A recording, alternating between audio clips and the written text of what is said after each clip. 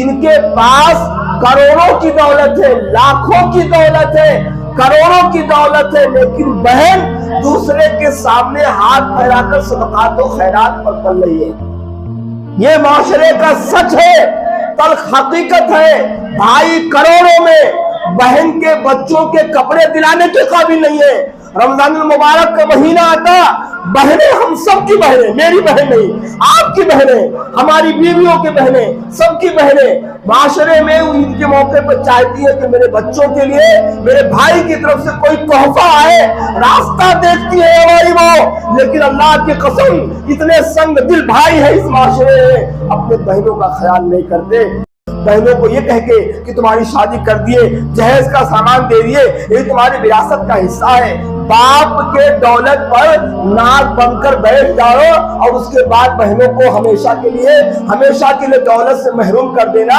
یہ کوئی دانش مندی نہیں ہے۔ دنیا میں تم کما سکتے ہو، دنیا میں اس دولت پہ عیش کر سکتے ہو، اس گھر پر، اس زمین پر، پلاٹ پر اپنی عیش پرستی کر سکتے ہو، آخرت میں بہن گریبان پکڑے گی، ہم کو ان کو حصہ دینا ہوگا، نیکیاں دینے ہوں گے انشاءاللہ۔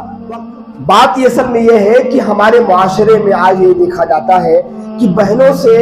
تعلقات لوگوں کی کم ہو گئی۔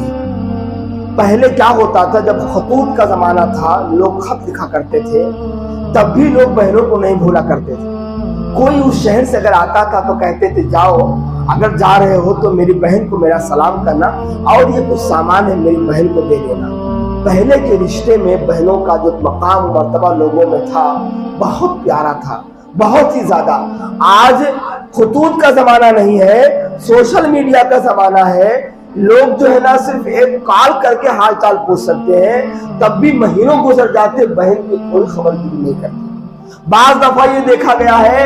اللہ اس معاشرے میں کچھ ایسے بھی بھائی ہیں جو انتہائی ناکام و نامراد ہیں، جن کے پاس کروڑوں کی دولت ہے، لاکھوں کی دولت ہے، کروڑوں کی دولت ہے، لیکن بہن دوسرے کے سامنے ہاتھ پھیلا کر صدقات و خیرات پر پل رہی ہے۔ یہ معاشرے کا سچ ہے، تلخ حقیقت ہے۔ بھائی کروڑوں میں بہن کے بچوں کے کپڑے دلانے کے قابل نہیں ہے۔ رمضان المبارک کا مہینہ آتا، بہنیں ہم سب کی بہنیں، میری بہن نہیں، آپ کی بہنیں، ہماری بیویوں کی بہنیں، سب کی بہنیں معاشرے میں ان کے موقع پر چاہتی ہے کہ میرے بچوں کے لیے میرے بھائی کی طرف سے کوئی تحفہ آئے، راستہ دیکھتی ہے ہماری ماں، لیکن اللہ کی قسم اتنے سنگ دل بھائی ہیں اس معاشرے میں اپنے بہنوں کا خیال نہیں کرتے۔ لاکھوں کروڑوں میں کھیلنے والے بہن دوسروں سے قرضہ مانگ رہی ہے، بہن دوسروں سے قرضے مانگ رہی ہے، صدقات و خیرات میں پڑ رہی ہے، اپنے بچوں کو پال رہی ہے، اور یہ بھائی عیش و عشرت کی زندگی گزار رہا ہے۔ یاد رکھو، باتیں بہت تھی مگر وقت ختم ہو چکا ہے، ورنہ میں بہت ساری باتیں آپ کے سامنے رکھتا، وہ واقعہ بھی رکھوں گا۔ ایک صحابی کی 9 بہنیں تھیں، کس طرح سے وہ 9 بہنوں کی تربیت کی اور کیسے ان کی شادیاں کی اس صحابی رسول نے، نبی صلی اللہ علیہ وسلم نے کیسے ان کے لیے برکت کی دعا دی، اور وہ بھائی 9 بہنوں کی شادیاں کرنے کے بعد بھی ایسا دولت مند رہا، ایسی دولت ان کے پاس آئی۔ 7 سال نہیں، ابو بکر صدیق کا زمانہ گزر گیا، عمر فاروق رضی اللہ عنہ کا زمانہ گزر گیا، عثمان بن عفان کا زمانہ گزر گیا،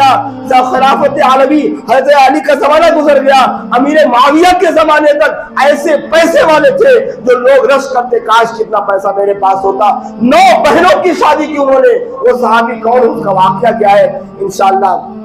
آئندہ خطبے میں رکھیں گے، اور یہ بات بھی آئے گی انشاءاللہ کہ وراثت میں بہنوں کو محروم کرنے والے بھائی جو واقعی کتنے بڑے ظالم ہیں، ان کا جرم کیا ہے، آج کس طرح سے حق چالے جاتا ہے۔ بہنوں کو یہ کہہ کے کہ تمہاری شادی کر دیے، جہیز کا سامان دے دیے، یہ تمہاری وراثت کا حصہ ہے، باپ کے دولت پر ناک بن کر بیٹھ جاؤ اور اس کے بعد بہنوں کو ہمیشہ کے لیے دولت سے محروم کر دینا،